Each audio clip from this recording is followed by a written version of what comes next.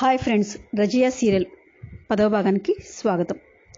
ప్రతి దానికి అమ్మ అమ్మ అంటూ తన చుట్టూ తిరిగిన కొడుకు కోడలు రాగానే ఇక తన మీద ఆధారపడటం ఆపివేయటం వలన ఇలా జరుగుతుందేమో కదా. ఆ తల్లి ఇక తన కొడుకు తనకు దూరమయ్యాడని బాధపడుతుందేమో. ఎట్ ద సేమ్ టైం కొడుకు కోడలికి దగ్గర కావడం సహించలేకపోతుందేమో.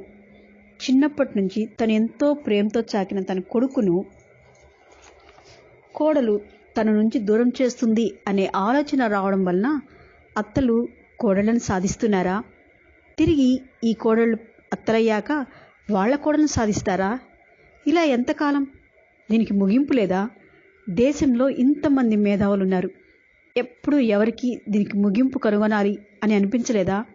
ప్రతి మగాడు పెళ్ళి అయినప్పటి నుంచి తన భార్యను పిల్లలను సుఖపెట్టడానికి, వారికి మంచి జీవితం ఇవ్వడానికి, సమాజంలో తనకంటూ ఒక గుర్తింపు ఉండడానికి కష్టపడుతూనే ఉంటాడు కదా.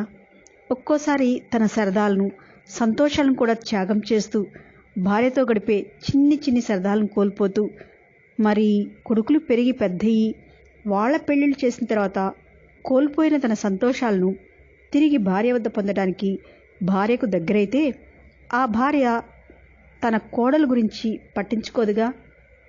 అత్త కోడలు తన కొడుకును తన నుంచి దూరం చేసిందనే ఆలోచన రానియకుండా ఆ సమయంలో భర్తతో గడుపుతుందిగా. ఈ దిశగా ఎవరూ ఎందుకు ఆలోచించడం లేదు? అన్ని రోజులు సంసారం, పిల్లలు, వాళ్ళ పెళ్ళిళ్ళు అని అలసిపోయిన భార్యను ప్రేమతో దగ్గరికి తీసుకునే పని ఈ భర్తలు ఎందుకు చేయటం లేదు?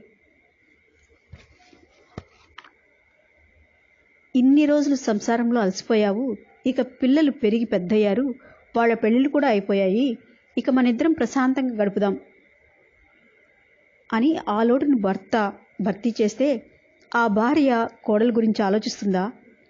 పెళ్ళి అయిపోయి చాలా కాలమైన దంపతులు తాము నిత్యం ఉండే ఇంటిని ఒక రాత్రికి మాత్రం విడిచి ఎక్కడో చక్కనైన నిర్జనంగా ఉండే వనాన్ని చూసుకొని రాత్రికి కావలసిన శయన పుష్పాలు, ఫలాలు, ఇతరమైన తినుబండారాలను ఏర్పాటు చేసుకుని రాత్రంతా ఆ చిరుచల్లో చక్కగా పాత జ్ఞాపకాలు నెమరేసుకుంటూ గడపాలని వాత్సాయనుడంతటి వాడు చెప్పాడు. అలా అని నేను అందరినీ వనవాసం చేయమని చెప్పడం లేదు. పెళ్ళి అయిన కొడుకును కోడల్ని వాళ్ళ సంతోషానికి వాళ్ళని వదిలేసి, ఒరేయ్ మా బాధ్యతలు అయిపోయాయి, మేం తీర్థయాత్రలకు లేదా చుట్టాలింటికి వెళ్ళొస్తాం అని తమ సెకండ్ హనీమూన్ ఎందుకు ప్లాన్ చేసుకోకూడదు? అప్పుడు ఆ ఇల్లాలు తన కోడల గురించి ఆలోచించడం మానేసి తన భర్తతో సరికొత్త జీవితం ప్రారంభించదా?